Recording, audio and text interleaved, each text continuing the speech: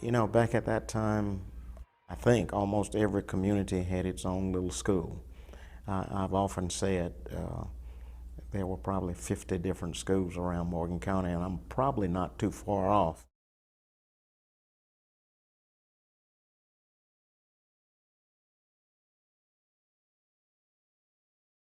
My mother was a school teacher. She taught school for many years, and I don't know how many, but I started school when I was 4 years old.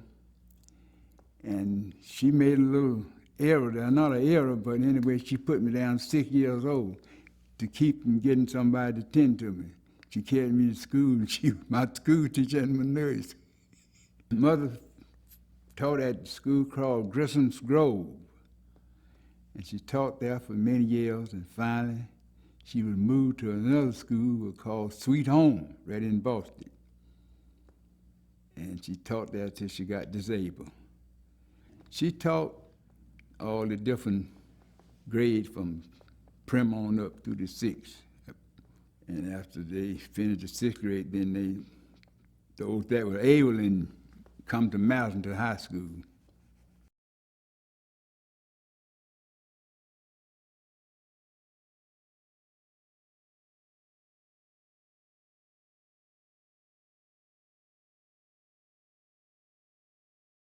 We had a real good school. Our school was between the two churches.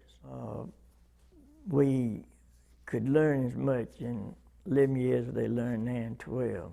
And in that building, it was a brick building between the two churches. And I remember it had a coal bin in one end toward the Methodist church, but it had a big auditorium. We had plays and all kinds of meetings there in the auditorium. The school building burned while we were going here. My mother was a teacher, and she went early one morning, and she was the one who found that the building was on fire. And then we had a gym that they put up for us over there that we had high school in.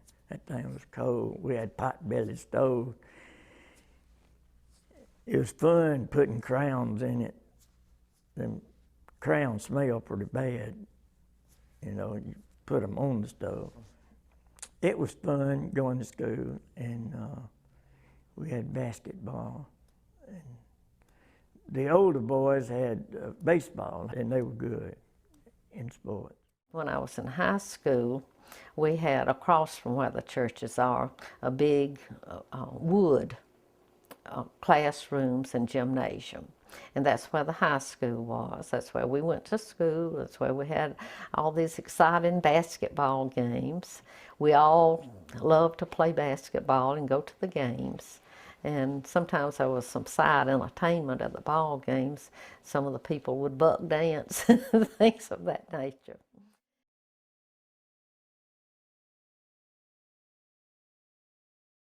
I went to Bethel School, and Bethel School was a building with a stage inside, and the older students would cook and prepare the food, and there was a spring, and the young men, of course, it was from 1st to 7th grade at the school where I went to in 1st grade before we moved to Madison, and but it's no longer there now. There's a house there. There's a house there now, but it's on Price Mill. Just as you enter Price Mill from 83, as you go down the little hill by the bridge, that house there, that used to be the school called Bethel School. School was fun to me, and especially in 1st, 2nd grade. At the school, like I said, the big girls would cook and the boys would make up the fire. Sometimes we would go to school and we got there early, and if it was cold, we would go to a neighbor's house and stay till somebody's at school and got the fire all going and everything. Either my uncles took us, or we walked from part of the hill on Price Mill down to Bethel School and back. Sometimes our grandfather, our uncle would take us, in the car or something, but most time we walked there and walked back, and it was just a road full of kids. It was a road full of big ones, you know, little ones and everything. We had the big tablets we had to buy with the blue horse ones, because you could save blue horses back in those days and get a prize when you got so many, you know, different prizes. It was a blue horse tablet with a pencil. Maybe these older grades would use an ink pen, and they would have to have this little jar with the ink in it, and they would have to dip it down in there and push something to put the ink up in it and write with that. That's what they wrote. But the little children wrote with a pencil. You can get, there were square pencils and round pencils, big pencils with erase on them. Those were the supply. Now, for is the books. I was trying to think of, we had a blue book, I think it was called a Fact and Story Reader. But those were, that's the main book that I remember. Stories about Dick and Jane and Sally, those I remember. And the math, you know, you had add, subtract, multiply, divide, and we had to learn the tables. We had to learn all 12 tables. I mean, memorize them.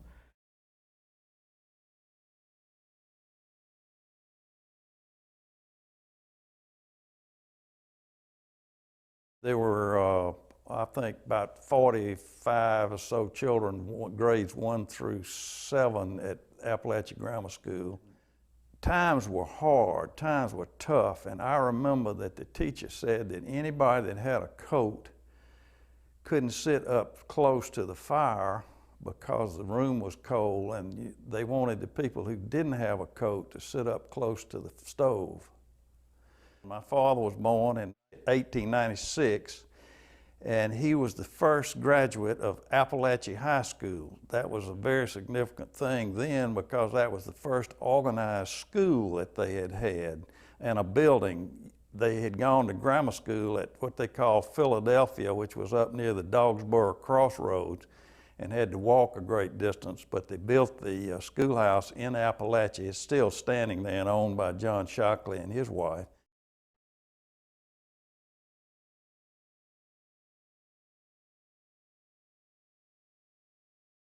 We had a school in our community, and it was the Smyrna School, named for the church that was fairly close. The church was on one side of the Georgia Railroad track, and the school was on the other. Just prior to that, before this building was placed there, the kids that lived in the community actually went to school in the church. The church building served as the school. But I don't remember that. I remember the little building that was across the railroad track from the church. The land for that school was provided by one of the landowners, and he allowed the Board of Education to use that for school as long as the school was there, and then when the school was no longer there, it reverted back to the family. My mother has told me that I started school, this was pre-kindergarten, but I started school when I was 5. And the reason was because I had other relatives who were going to school, and I played with them during the day when they were not in school. They wanted me to go to school, so they took me at 5. But my first teacher, her name was Hazeltine Mitchell. Her husband was pastor of the church, and his name was Walter Mitchell. Those folks, that family, they were always favorites of mine. Even though it was a one-room school, it was a fairly large room. Reverend Mitchell and the men in the community actually built the school. I was told that the Board of Education supplied the money for the lumber, but the community actually put the building up. It was a fairly nice building.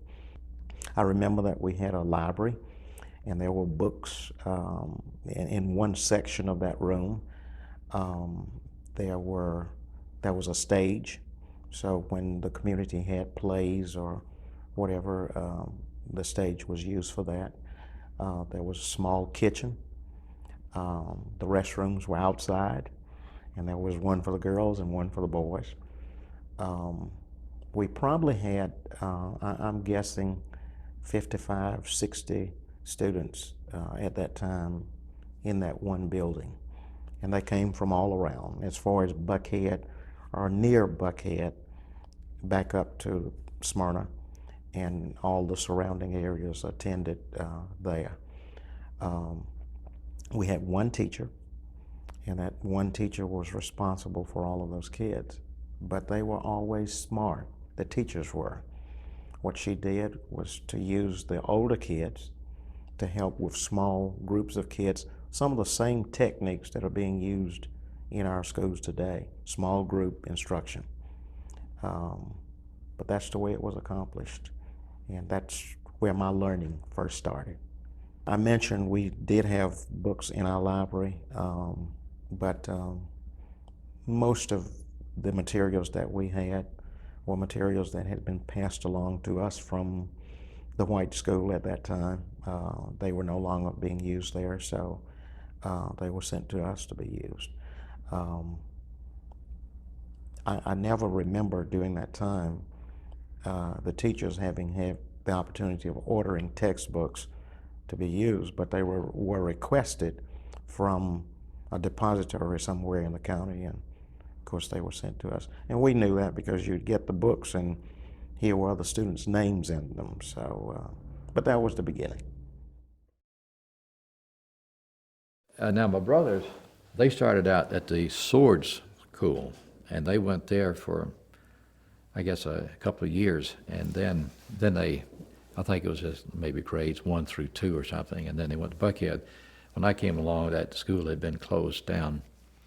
So I went to Buckhead School in 1936 in the first grade. I just turned 5, and there was no foolishness in schools. I mean, sure, we were all relatively poor, and but we did have textbooks, but we had loving but strict teachers. I don't see how the teachers handle it now. Because they take us to the cloakroom and get our attention right quick, you know. Switching, spanking, hold your hands out and spank you with a ruler. Catherine Child had me and my buddy in there. I don't know what we're doing, what we're talking or what. She was going to whip him first, and he just get every other hand. I got tickled. She got mad and she tore us both up good. We walked to school. They wouldn't let people that lived within a mile and a half ride a school bus. And we walked up over the overhead bridge to the school. School was on Shivers Road. The principal had to teach the high school students, but all the other grades were doubled up, 2nd, 3rd, 4th, 5th. When I started to school, you got one pencil to last you from September till Christmas. Then you would get, another pencil. And of course, our books weren't updated. Things from the 30s, I'm sure, and that was in the 40s that they didn't change them so often. We didn't have a library. We had a map of the United States, and as we got on up, I think they did have a map of the world. The principal had to teach the high school students, and the principal, when I started, was Mr. Custer Crawford. And he really had control of the teenage boys. Our principal, Mr. Crawford, who's the father of Drugstore Crawford here in Madison. I love that man.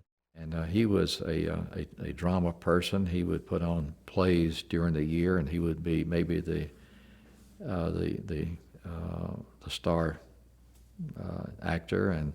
But he just was real good at drama. But he could do that in the classroom, and he just portrayed like Julius Caesar and things like that in the classroom, and you just would never forget it. When I started in 1936, we didn't have the gym, which is now the skating rink. And I watched them build that, and because all we had was just the 2-story block building where the fire department is now. They built the gymnasium, and they had 2 classrooms and then a stage, and that was for plays. we didn't have any lunchroom, so we had to bring our lunch, first grade, second grade, third grade. So about 1939, they started a lunchroom using the first grade little white building out towards Buckhead Road. But then when they built the gymnasium with 2 classrooms, they moved the first grade in one of those classrooms, and then they started having lunch. And it was 15 cents a meal. And sometimes it wasn't really worth that. We had a student, old Gordon Fleming. One day we had some soup that it was just terrible, and chocolate milk using evaporated milk, and it just had that cooked flavor. And his mother was a teacher, but didn't get her in any trouble. He said, you know, for 2 cents, I would pour this chocolate milk in that soup. I just happened to have a couple of pennies in my pocket, and I gave it to him. Well, he took my dare, and I thought that he you know, it was almost inedible to start with. And I said, well, that obviously will make it inedible. So he poured over in there, and he stirred up, and he ate the whole thing, kept the 2 cents, and had a very happy day after that. So, but generally the food was palatable, and it was certainly more nutritious than us taking up. You know, we could leave the school ground and go downtown Buckhead and go to the store, and we could get 2 large penny crackers and a 3-center, and then we'd have lunch for a nickel. Well, the lunch room was there, and it was delicious. Now, Mrs. Wheat down the road cooked at one point, and you would almost kill for her rolls. Sometimes people brought the lunch, but back then you didn't have lunch boxes, and for the most part, people would put newspaper down and have the sandwich, you know, like in the newspaper spread out, and then fold it over like that, and we'd roll it up and just have it in a little pack like that. We heated with coal, and we had big pot-belly stoves in each of the room, and we were assigned a day that we had to do the grate, take the ashes out, and then put the paper from the preceding day from the trash cans in there with a little kindling, and then start the fire, and then put the coal in there. And we were fairly comfortable. And they had the coal up under the schoolhouse. And of course there was some, you know, that they're near the door, and so several of us girls, just to get out of the class for a few minutes, would go out and get coal. Don't ask me about the comfort stations, because they didn't have running water, and so everything was privies, a privy for the boys here, and on the other end it was privy for the girls. And boys on one side of the playground and girls on the other. And the boys' bathroom was down there about where the barbecue pit is now. During World War II, we would hear a train coming. I have a class, a 7th grade class, had some boys like Grayson and several others, Alvin Huff and all of them. Alvin's dead now, but several of the boys, and they'd hear that train coming, and we all wanted to see it because it was a troop train. And we would tear out of the school, out of class, and go running across the field out there to being right there by the railroad track. And the troops would, you know, wave at us, and we'd see the tanks and the jeeps and, you know, everything on there. And I remember it was during World War II, and everybody tried to have victory gardens. We had what we call the Victory Corps, too. And the boys had white shirts, the girls had white shirts, the boys had blue pants, the girls had blue skirts, and we had a little cap that we had that had a V on it, and I've still got my cap. So we wanted a new flag for the Buckhead School. And Marie Gailey Bell's daddy had the farm right up from the school coming back this way. And we went up and picked cotton. The whole school went up and picked cotton to raise money to buy the flag. And then when we had the money for the flag, when it was raised, we got there and, You know, we had the national anthem and we saluted the flag and all of this. And it was just very touching. And it was about at this point that my older brother had to go into World War II. And he was 36 years old and he was drafted. And he had some physical problems that he shouldn't have had to go on, but he did. And 9 months later, he was buried in the Pacific. But anyway, that was a very warming feeling, you know, to be able to pick the cotton, and, you know, everybody picked hard as they could to try to get as much money as they could to help buy that flag. The year that President Roosevelt died, I was in that must have been my last year. And he died in 1945. It was right after Easter. And I remember wearing this yellow dress to school that Mama had made. And it had sleeves and all in it, but it had the real pretty ruffles down on each side of it. It was up above my knees a little bit. And why I went to school that day barefooted, I do not know. I'm sure I must have had some Easter shoes, but I went to school barefooted and got there, and the news was out that President Roosevelt had died.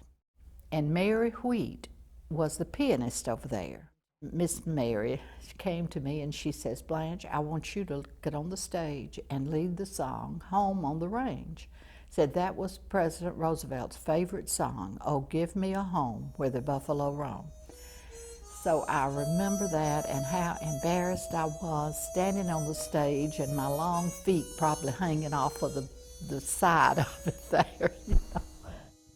As you cross the railroad track with the Methodist Church ahead of you, on the right was the section foreman's house.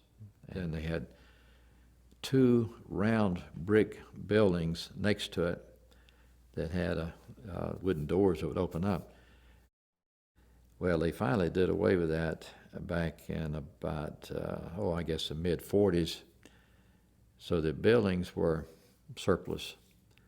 So Mr. Crawford, the principal, before he left Buckhead School to become the county school superintendent, he got the railroad to donate him the brick.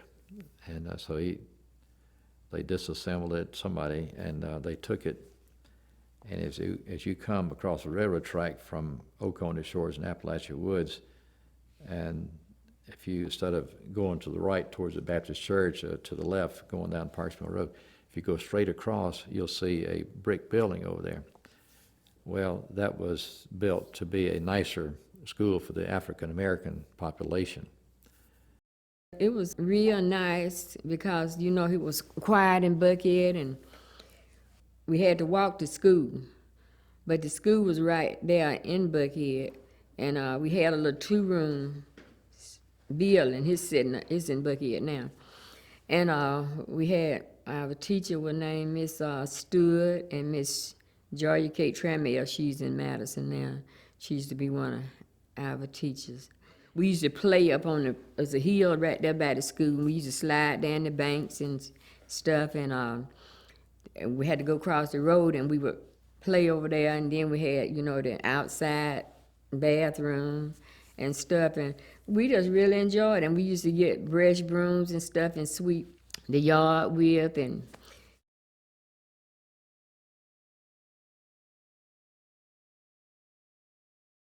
there was a wooden building, had three classrooms and a lunchroom. At one time it had four classrooms, and then it was taking the grades off. They had made one of those rooms into a lunchroom. One room had first, second, third grade in it, and the other room had fourth, fifth, sixth, and seventh. And then we had an empty room that kept books and stuff in. One teacher in each room. We had two teachers. One taught 1 through 3, and the other taught 4 through 7. She would have 4th grade arithmetic, 5th grade arithmetic, 6th grade arithmetic, 7th grade, and then she'd start all over with maybe English, go all the way up the line. We had one big old coal burner stove set right in the middle of the room. That's what we got warm by. Only indoor plumbing was a kitchen sink. Had outhouses and had a seesaw in the backyard to play with, and that was it. We had a stage now with a big old curtain roll-up curtain on a pipe about that big around. And it had a lot of advertisement of the businesses here in Morgan County. Back in them days, they had little school plays and different things during the year.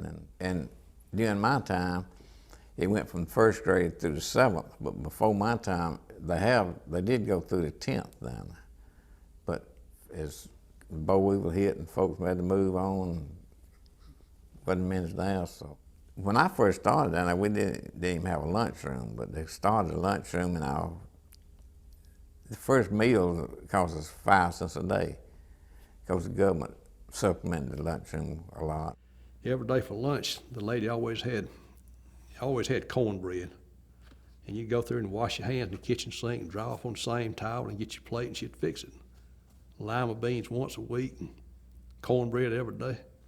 And water to drink, never had to swallow milk the whole time I went there in 3 years. But I remember going to school, that lady always had what she had for lunch, and I remember lunches was a dime a piece, and I always thought I could just see after we got in school, I said, Miss Rose is going down to the store and buying all these groceries and having them ready by lunch. So I didn't know how the system worked. But so, you know, when we go into garden school playing ball, we didn't even have a store-bought bat. We had an old strip with trimmed down the end. That's what we played ball with. I just remember some good times down there and never have wanted to live anywhere else.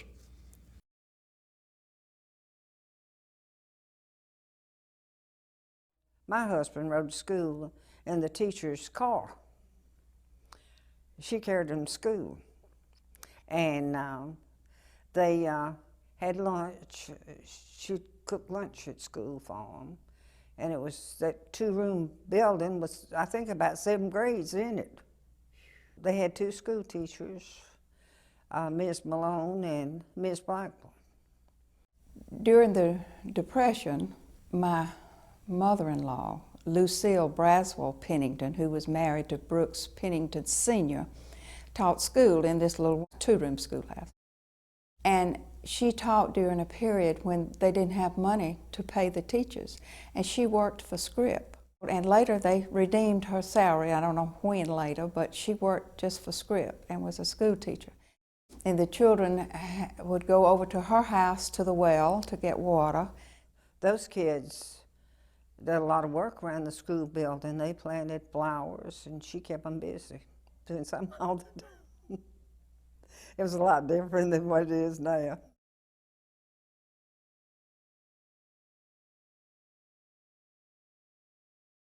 We had children then that, especially in the black schools, they would be 17, 18, 19, or probably 20 years old almost, you may say. And they would be in the 2nd and 3rd grade. Just barely could read. Because I finished rural school somehow, some way. Well, I was an apt student. Books wasn't furnished to us like it is now, you know. We had to walk to school. We had to carry our books. And we had to buy our own books. Students would get together and share our books, you know. One would have this book. I know sometimes maybe I would have arithmetic, and this other fellow don't have one, but he got a geography, and we would swap that way, you know, and that's the way we would do it.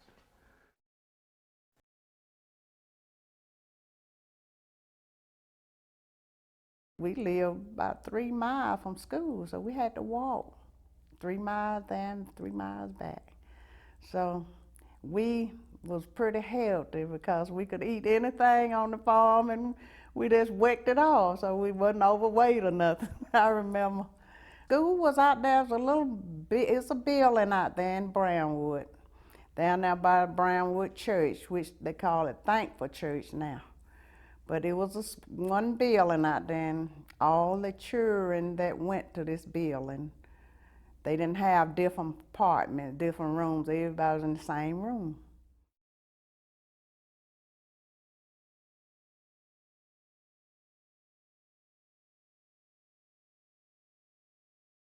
Well, it was a small school. There were only 8 in my class.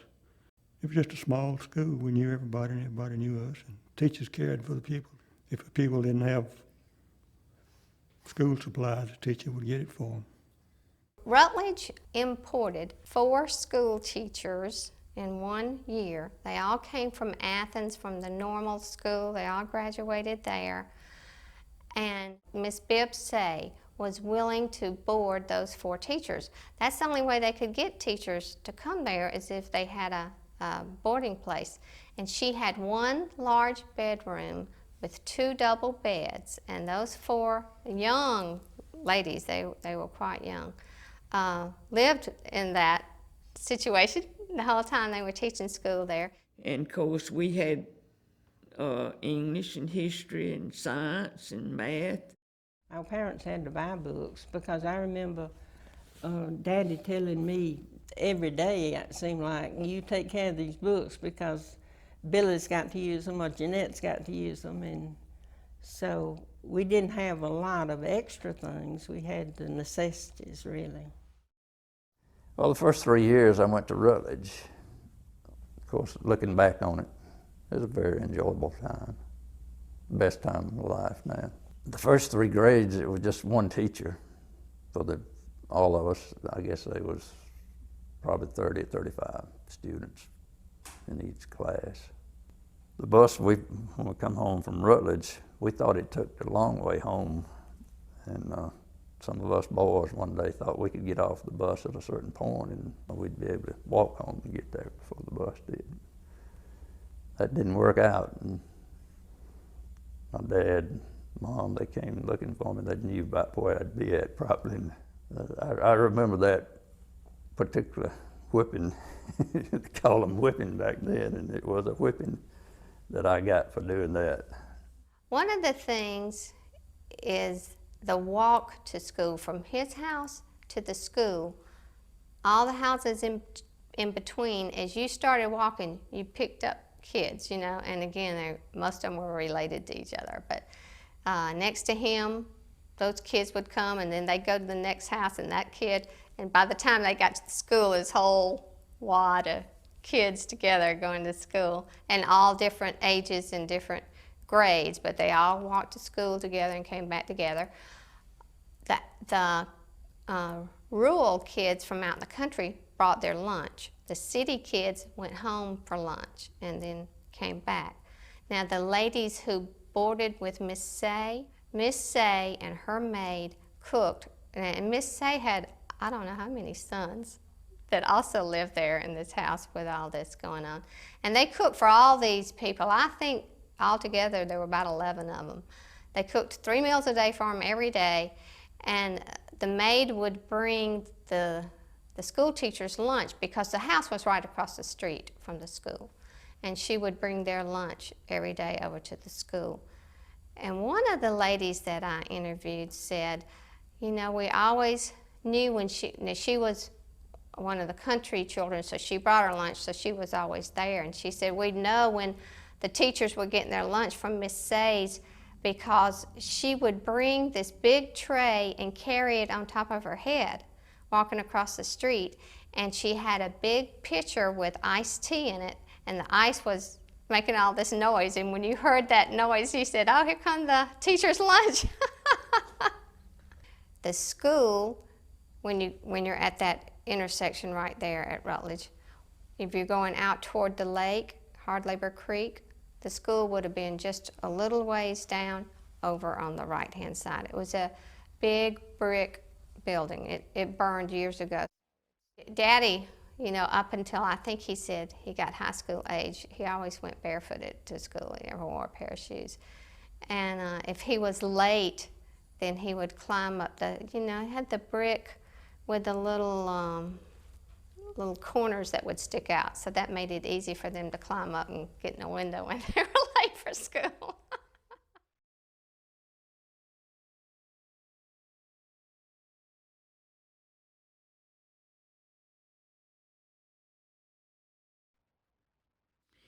We had a big pot-bellied stove, then it was the boys' job to keep wood in. They'd have to go out and chop wood, And it was the girl's job to sweep the rooms and keep it clean. I had to walk to school. We lived about 1.5 miles from Fair Play School. This family lived across the road from us. Mr. Peters, he had a horse and buggy. His daughter was older than I, but he would carry, on bad cold days, he would carry her to school. So they would stop, he'd reach down and grab me by the collar and pull me up in the buggy with them. It was a 2-room school. Miss Ophelia Malcolm taught there and taught me, and then I taught with her later on. And Miss Sue Mamie Few, was the principal and the teacher of the 4th through the 7th grades, and I had her as my teacher for 4 years. And I remember, you know, she just had one book of each thing. You know, they didn't have a library and, you know, all that they have now. We learned the books of the Bible, we learned the 10 Commandments, we learned the plagues, we learned the 1st Psalm, we learned the 23rd Psalm, and the 100th Psalm. And I can say those today, but see, she had to have something for us to do so we'd keep out of mischief while she was trying to teach the other grades. It was an enjoyable time, I realize now. All of us knew one another, and we were all in the same condition. We just didn't have anything, but we didn't realize that we were as poor as we were, because it was our way of life, the only life we knew. We had some Rosenwalds, who were some Jews from New York. They had lots of money, and they wanted to see what was wrong with rural education in Georgia. And so they sent 2 people to Fair Play to live in the community and to teach in the schools.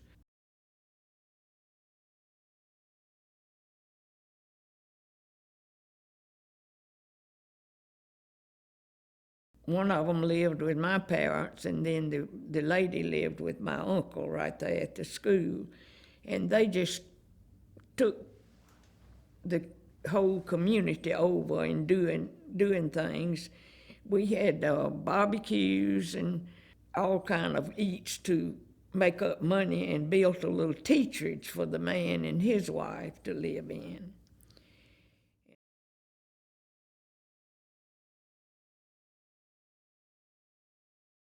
I attended the Flat Rock School. The school is not there anymore, but it was a 1-room wood building sat right beside the historical site at the front of the sanctuary where we are now. My mom was about sending you to school and getting the education that you needed. I started at the Flat Rock Elementary School around 49. I was in the 2nd grade. This 1-room wood building, white building. We had tables, not desks. Advancement of academically was how you moved from the back table to the front table. That was a blackboard, chalk, erasers.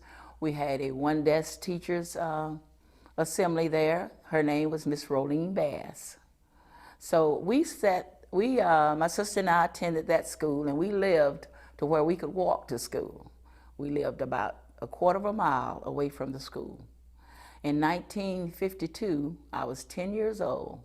My teacher decided that I was academically able to go down and take the achievement test for the 8th grade. So at 10 in April 1952, I went down with the rest of the, which would be the 16, the 17, the 18, and the 19-year-old, because it wasn't an age factor as to who and how you went to school, because some people had to work the fields.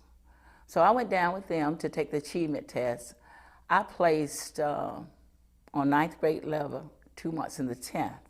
So I placed 2nd, and I entered 8th grade as salutatorian of the Flat Rock Elementary School in 1952 in August.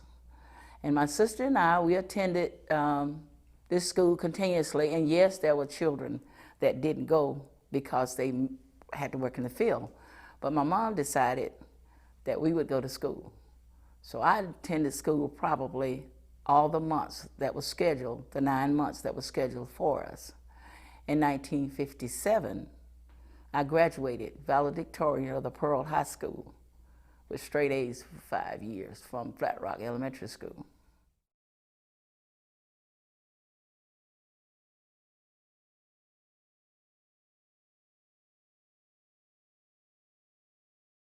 We moved to Madison in probably 45, I think. We moved to Madison, then I went to Jackson Grove School, which is on Lower Appalachia. It's a church, but they had school in the church. And there on Fridays, we would take the benches down so they would have service. On service Sundays, they only had service then one Sunday, that was on the third Sunday. And when we come on Mondays, we would take the benches up and stack them all in the choir stand and put out our little tables or whatever for school. And my teacher was named, at this school was named as Jesse Manuel. So we would walk to school, but there'd be a crowd of children coming on down what they call East End, that whole area of East End out there by the bypass, that walked to school. My cousins and things lived there, the Joneses. And those days, what happened at church, the teacher would give you a spanking when you got back to school if somebody told it.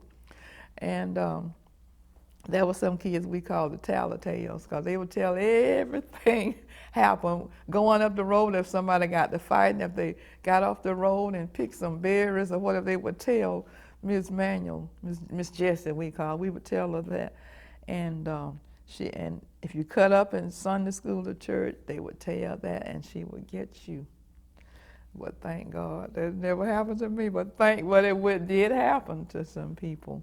And at 7th grade, we had a graduation at Calvary Church. That kind, we had to all buy these sea-suckle dresses and have them made just alike, and the graduation was at Calvary Church.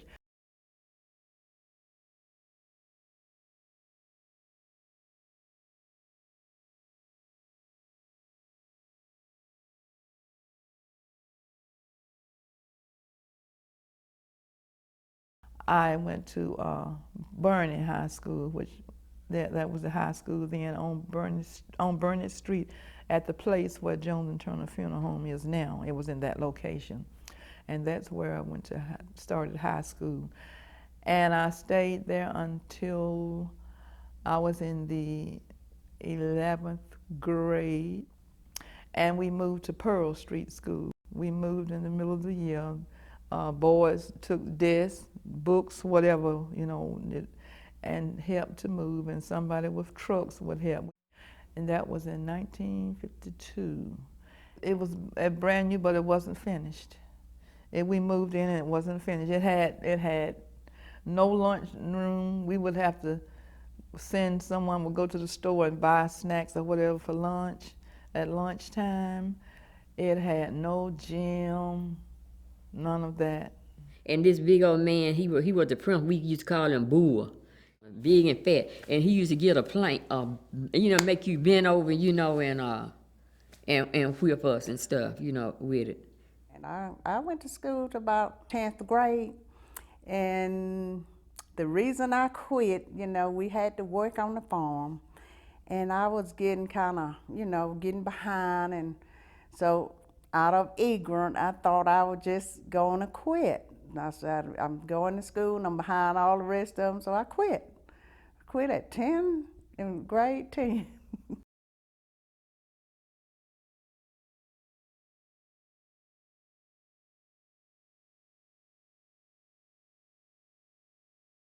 The grammar school was in the building which is now the Cultural Center, and there was another building behind that, which was the high school building. I started the school in the first grade in what is now the members' room at the Cultural Center, and I graduated from high school on that auditorium stage up there. We usually had good schools and had a good academic education. We didn't have a lot of frills courses, but we did have the basics, and we usually had some very good teachers. You could walk home for lunch and probably even had time to take a little siesta and then go back. Some people brought their lunches. We turned out at noon every day for lunch, and we had to go from school to home to get a quick bite and come back. And we either walked or we rode bicycles, or there was a Mrs. Dr. Carter who won an automobile in some kind of raffle. It had running boards, and she would drive by, and all of the children would get on the running boards and ride back and forth to her house. It was such a great privilege if my mother went out of town to Atlanta to Rich's shopping, and we could take our lunch. We would have lunch with the other children from the country, and they looks like they always had the best meals. They would have sweet potatoes and other things that we all enjoyed. But that was fun, to go to school and take your lunch rather than go home every day. In the summer, a lot of kids would go barefoot, and they used to put oil on the floors. They used burned oil on the floors to keep down dust, and they'd put the oil down, and they put some kind of like sawdust sweeping compound or something, and they would sweep it up, and the floors were black.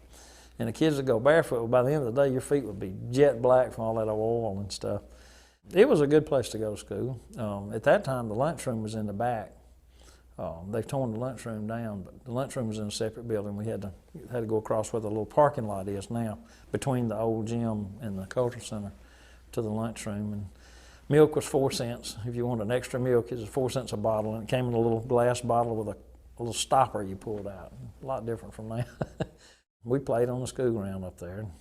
They had one of those old fire escapes that in the second floor, if you slid out the window, big tube. And we used to get whippings because we'd climb up the fire escape, and that was forbidden, and we'd do it anyway, slide back down. We had a janitor named John Moreland, had helped build where the Madison-Morgan Cultural Center is.